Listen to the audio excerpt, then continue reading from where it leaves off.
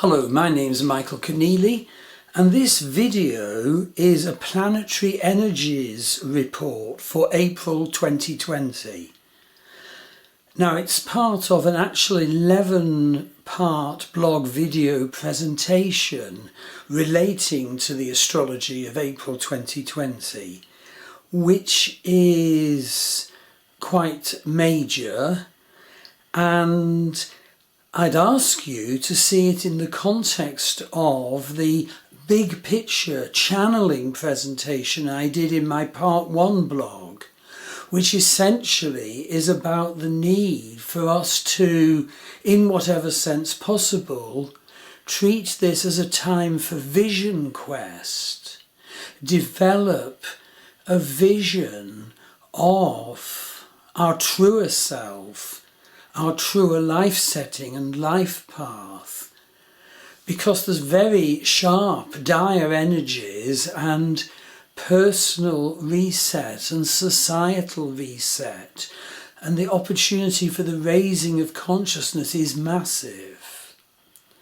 So, in summary, before I go into the detail, what I'd advise is this.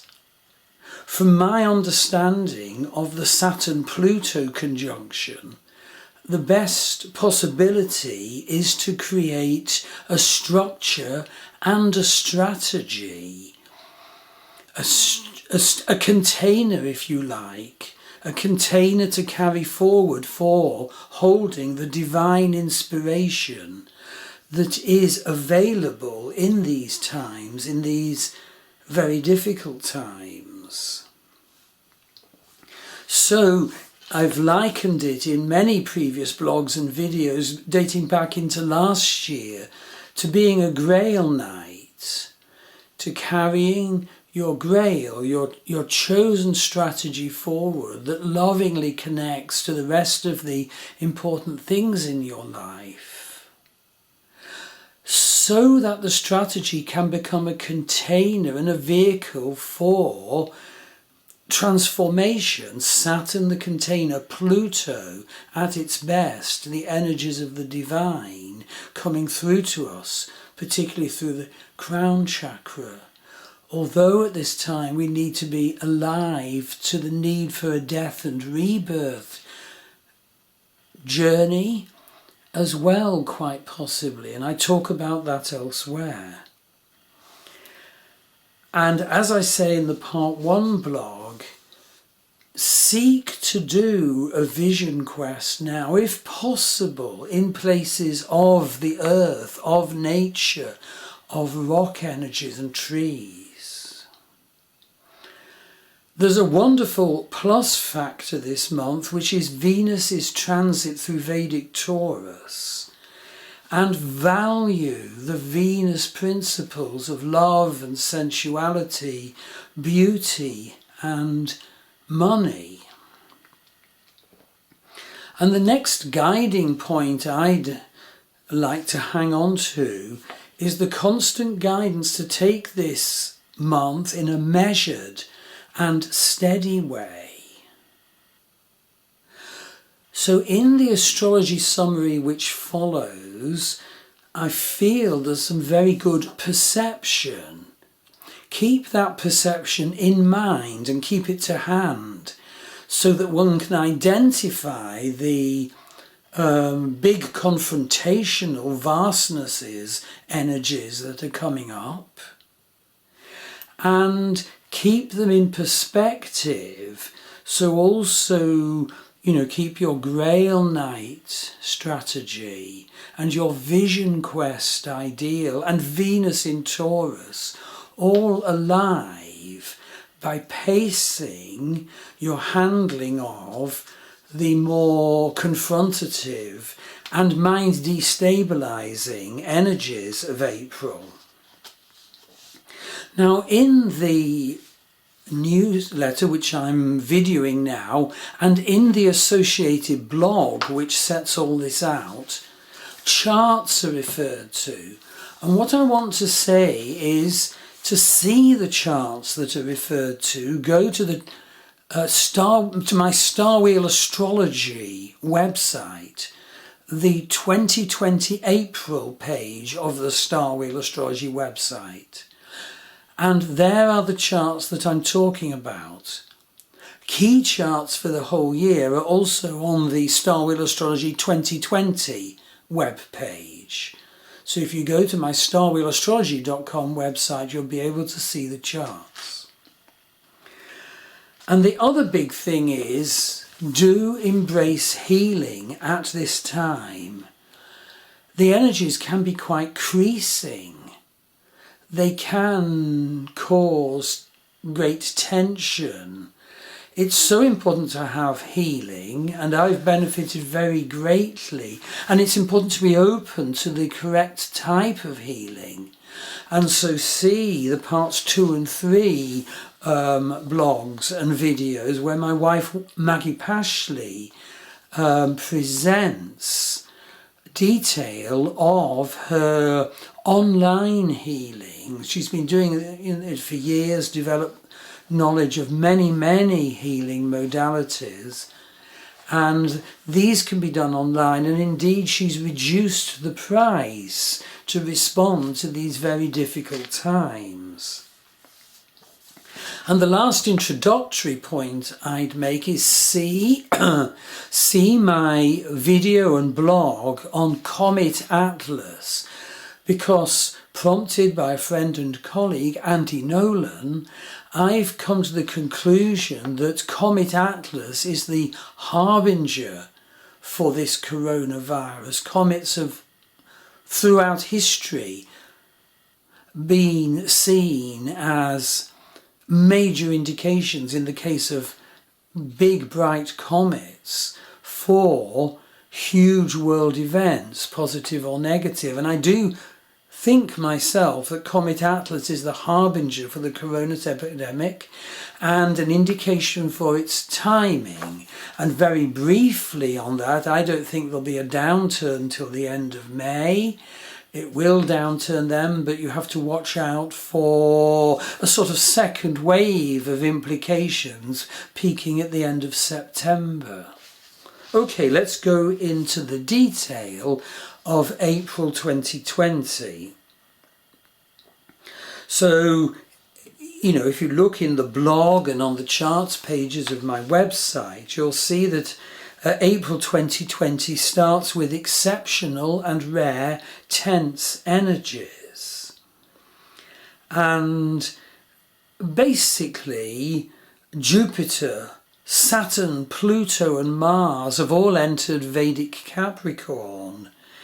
And I won't go into the actual degrees and details. If you want those, look at the blog.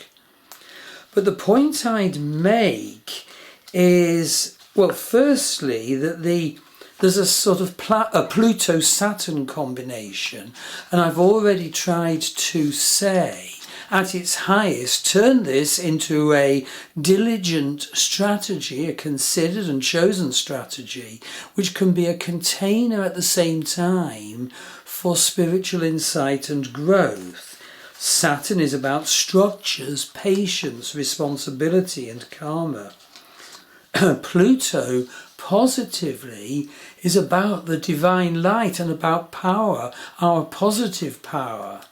But obviously both Saturn and Pluto have terrible negative sides, which I mention in the blog. So Saturn is in Vedic Capricorn for 2.5 years.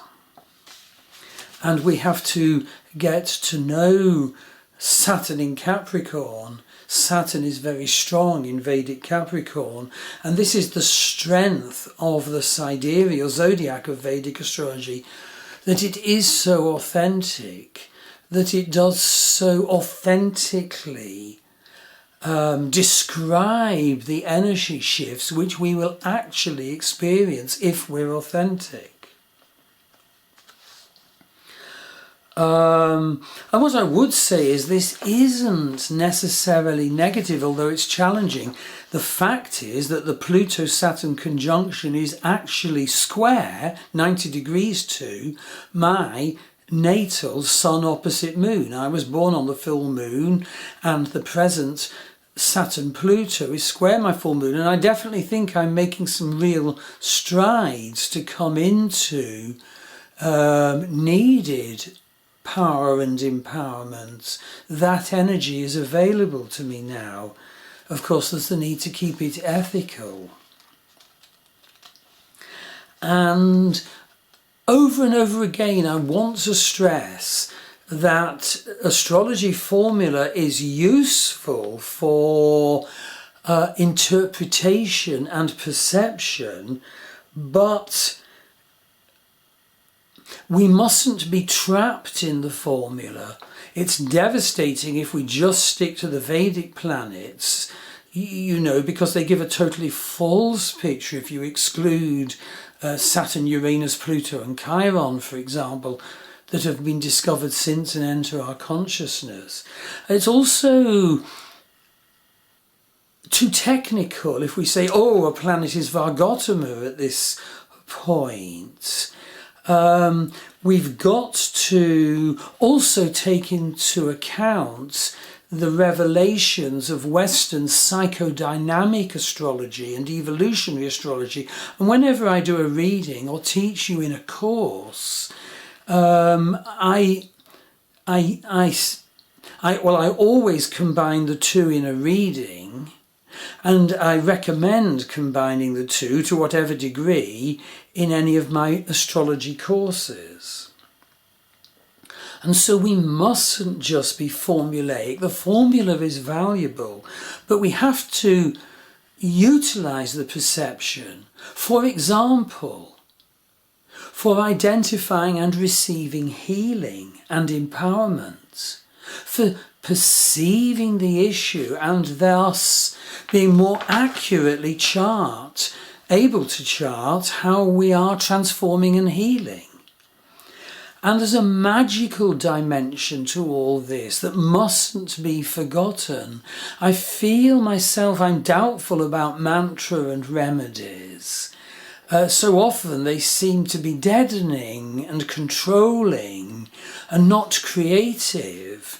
And so, for example, I work with a number of people, and I've got a colleague, Leah Cruz, who teaches two ancient alphabets, the runes and the Ogham. And so she writes, magically, Saturn-Pluto wants alchemy, magic, and even enchantment. It packs in all the pressure that it does to put us through our greatest transmutation ever.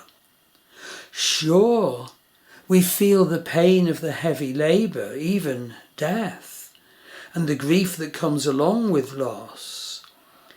But we've got to remember that our human form, our human body, is perhaps to be seen as like a cocoon that holds the magic butterfly within, the dragon that can arise and magically transform.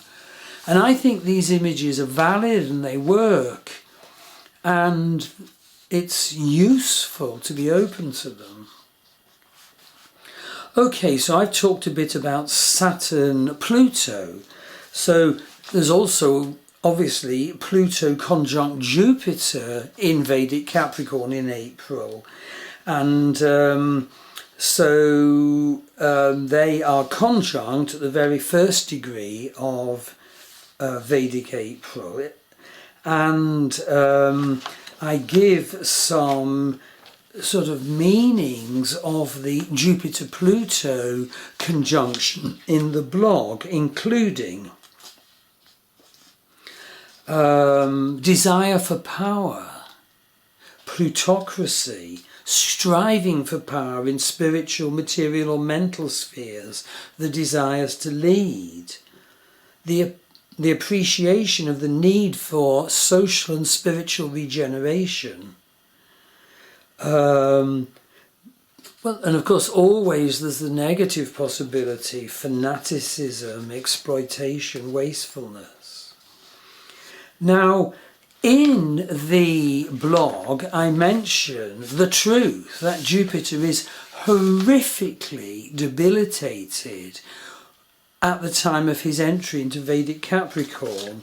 And so I show what's called Shodasha Varga dignities for April the 1st, and Jupiter is like a record low at 0.95 strength points when measured across all the wonderful Varga charts, the divisional charts of Vedic astrology, each of which tells something so very special about a particular area of our life. So here we have Jupiter at 0.95, okay, Saturn's at 19.2, so that gives you an idea. And personally, I think it's, well, what I'm doing is I'm putting like a picture of Jupiter, Lord Brihaspati, on the wall, because for quite some long time Jupiter is debilitated. Whatever formula you want to bring, the absolute core fact is that Jupiter is debilitated. Yes, he drops back into Sagittarius for a bit, but then returns to Capricorn, where again he's debilitated. And it's most important, therefore, that we keep our connection with Jupiter's divine nature, which is guru, blessing, expansion and purpose. And so what I do when I want to connect to the divine nature of a planet, particularly at a time when we humans are having to experience a lessening of the intensity and immediacy of our connection with the divine nature, you know, I put a picture on the wall and stand for a time each day, stand fully embodied, fully in my body, and attune to the divine nature of, in this case, Jupiter, and speak from the heart and dialogue, thus keeping the connection, thus growing our connection. So there's such a lot of detail here that the video can't include it, but the blog does. What else do I want to say about that? Well, probable manifestations are, for Jupiter-Pluto, the attainment of leadership, and possibly wealth, but the negatives are loss of standing, loss of wealth, even arrest, loss of everything. So it too is a huge energy. And of course we're talking that Mars is in conjunction with Pluto, Saturn and Jupiter at the beginning of April 2020.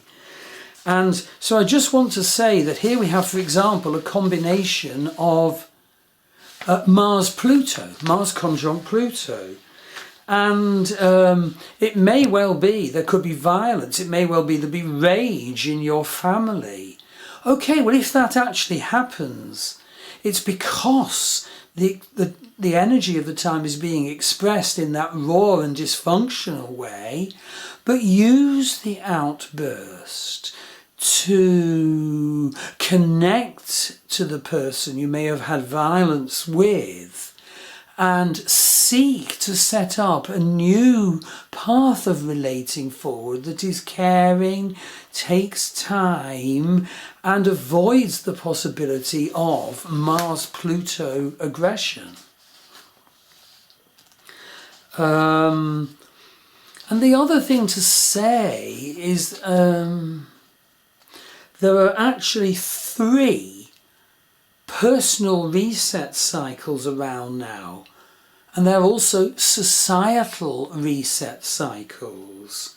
So these are Saturn-Pluto, a new 34-year cycle starts. Jupiter-Pluto, a new 12.5-year cycle starts. And Saturn-Jupiter cycle starts too. And the next exact Saturn-Jupiter conjunction won't be until the 1st of November 2040. And so from these conjunctions, noting their position and their sign position, their nakshatra position, their position in relationship to the fixed stars, the universe, the world, and our consciousness and our life start a new cycle of unfoldment, a new cycle of manifestation. It's so good to spend time to seek, to piece together and perceive what is starting anew now for us in our life, what is starting anew now for the society we are in. And good heavens, major changes have got to inescapably happen.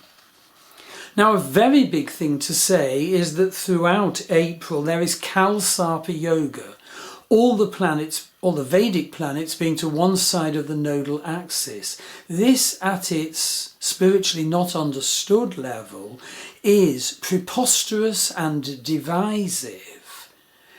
And to make matters worse, the moon, which obviously goes right round the chart every month, for half the month is alone and on its own on the other side of the nodal axis from all the other planets. And that makes the Kalsarpa Yoga, if anything, worse, because we have an unsupported moon, which is bad for the stability of our mind.